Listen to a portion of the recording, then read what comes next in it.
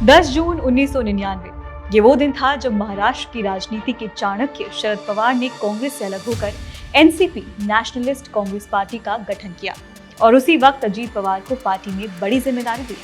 उसी वक्त किसी ने ये नहीं सोचा होगा कि पार्टी का एक भरोसेमंद सिपाही 24 साल बाद न सिर्फ बगावत करेगा बल्कि पार्टी को ही तोड़ देगा, एनसीपी पर अपना दावा ठोक देगा।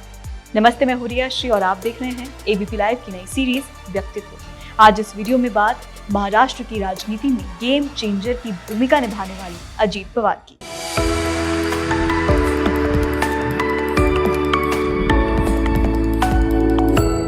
महत्वाकांक्षी, मेहनती, मौका परस्त, समझदार, दूरदर्शी। आज से कुछ समय पहले तक शरद पवार की छत्र छाया में रहने वाले अजीत पवार की यही पहचान है। कहते हैं मोहब्बत, सियासत और जंग में सब कुछ जायज है। राजनीति में सिद्धांत, विचारधारा, अपने पराये, दोस्त दुश्मन, कमिटमेंट रेत की लकीरों की तरह होते हैं। अगर वो ज्यादा देर समुद्र के पास रहे तो उसका अस्तित्व ही मिट जाता है। कुछ ऐसा ही अजीत को एनसीपी में और अपने चाचा शरद की छत्र छाया में रहकर लगने लगा। और फिर क्या, इस राजनेता ने अपनी नीति बदली और महाराष्ट्र की राजनीति के चाणक्य और अपने चाचा शरद पवार को ही धोखा दे दिया। वो चाचा जिनसे अजीत पवार ने सियासत की एबीसीडी सीखी है। अपने गुरु और चाचा शरद पवार को धोखा देकर अजीत पवार ने साबित कर दिया कि राजनीति में गुरु दक्षिणा में धोखा भी दिया जाता है। और ये पहली बार नहीं है, ऐसे तमाम एग्जाम्पल्स। चेले ने जो सीखा उसका शक्ति प्रदर्शन अपने गुरु पर ही कर दिया। अजीत पवार अपने चाहने वालों और जनता के बीच दादा यानी बड़े भाई के रूप में लोकप्रिय हैं। लेकिन उनकी राजनीति में आने की वजह सिर्फ और सिर्फ शरद पवार ही थे। अजीत पवार का जन्म 22 जुलाई 1959 को महाराष्ट्र के अहमदनगर जिले में उनके दादा दादी के घर हुआ था। अजीत पवार एनसीपी अध्यक्ष शरद पवार के बड़े भाई अनंतराव पवार के बेटे हैं। अजीत पवार शुरू से ही अपने चाचा को आइडियलाइज करते थे, उनके जैसा बनना चाहते थे। अपने चाचा के नक्शे कदम पर चलते हुए राजनीति में आए पवार ने केवल सेकेंडरी स्कूल लेवल तक ही पढ़ाई की। वो स्कूल ड्रॉप आउट है। पढ़ने लिखने में वो कभी बहुत इंटरेस्टेड नहीं थे। साल बीतते गए और उनकी चाहत अपने चाचा जैसे बनने की बढ़ती गई।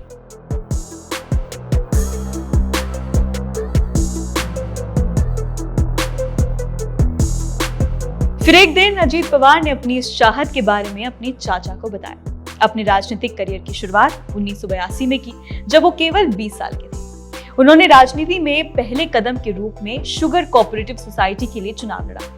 इसके बाद आता है साल 1991, जिसमें वो पुणे डिस्ट्रिक्ट कोऑपरेटिव बैंक के अध्यक्ष बनते हैं और वो 16 साल तक इस पद पर रहे। अजीत ने 1991 में बारामती कॉन्स्टिट्यूएंसी से लोकसभा के लिए सिलेक्ट हुए, लेकिन उन्होंने अपने चाचा शरद पवार के लिए ये सीट खाली कर दी, जो उस समय पीवी नरसिम्हा राव की सरकार में रक्षा मंत्री थे। फिर वो उसी साल महाराष्ट्र विधानसभा के लिए चुने गए और नवंबर 1992 से फरवरी 1993 तक स्टेट एग्रीकल्चर और पावर मिनिस्टर रहे। तब तक अजीत पवार राजनीति में धीरे धीरे एक बड़ा नाम बन चुके थे। साल 1995, 1999, 2004, 2009 और 2014 में वो बारामती कॉन्स्टिट्यूएंसी से लगातार जीतते रहे। उनके अब तक के महत्वपूर्ण पदों में एग्रीकल्चर, हॉर्टिकल्चर, पावर और वाटर रिसोर्सेज मिनिस्ट्री है।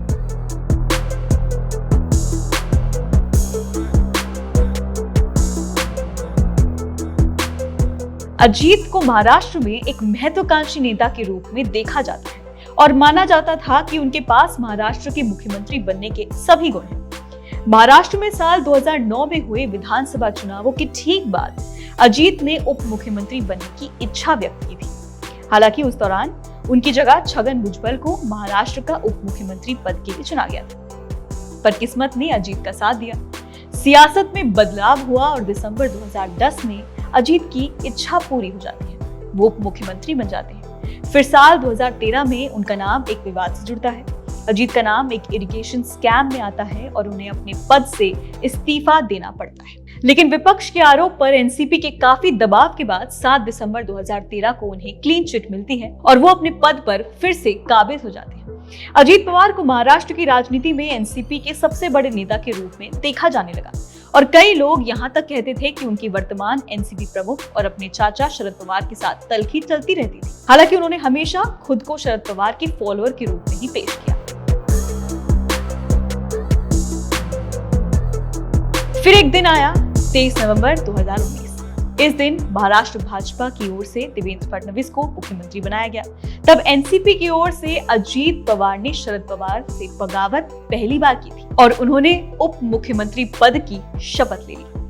हालांकि शपथ लेने के 80 घंटे बाद ही वो सरकार गिर गई। इसके बाद उद्धव ठाकरे के नेतृत्व वाली महाविकास अघाड़ी सरकार आई तो अजीत पवार फिर से उप मुख्यमंत्री बने और अब 2 जुलाई 2023 को वो एक बार फिर से एकनाथ शिंदे की सरकार में उप मुख्यमंत्री बन गए। इसके साथ ही वो 5वीं बार डेप्यूटी सीएम बन गए।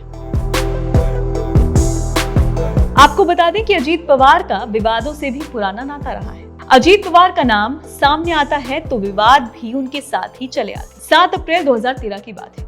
इस दिन अजीत पवार का एक बयान बेहद चर्चा में आया। पुणे के पास इंदापुर में एक कार्यक्रम में उन्होंने कहा था कि अगर बांध में पानी नहीं है तो क्या पेशाब करके भरें। उनके इस बयान को लेकर काफी आलोचना की गई थी। बाद में खुद अजीत पवार ने इसके लिए माफी मांगी थी और उन्होंने कहा था कि ये उनके जीवन की सबसे बड़ी गलती थी। फिर आया साल 2014। लोकसभा चुनावों के दौरान उन पर मतदाताओं को धमकाने के आरोप लगने लगे। कहा गया कि उन्होंने गांव वालों को धमकी दे दी थी।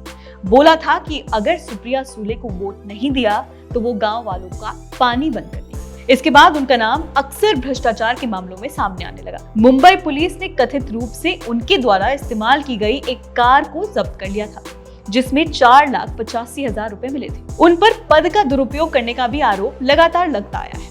कहा गया कि उन्होंने जल संस्थान मंत्री यानी वाटर रिसोर्सेज मिनिस्टर रहते हुए लवासा लेक सिटी प्रोजेक्ट में भी करप्शन किया था। तो ये थे अजीत पवार और उनका पूरा व्यक्तित्व। अजीत पवार के बारे में आपकी क्या राय है नीचे कमेंट सेक्शन में जरूर बताइए। अगर आपको वीडियो इन्फॉर्मेटिव लगा तो वीडियो को लाइक करें, चैनल को सब्सक्राइब करें और देखते रहें एबीपी लाइव।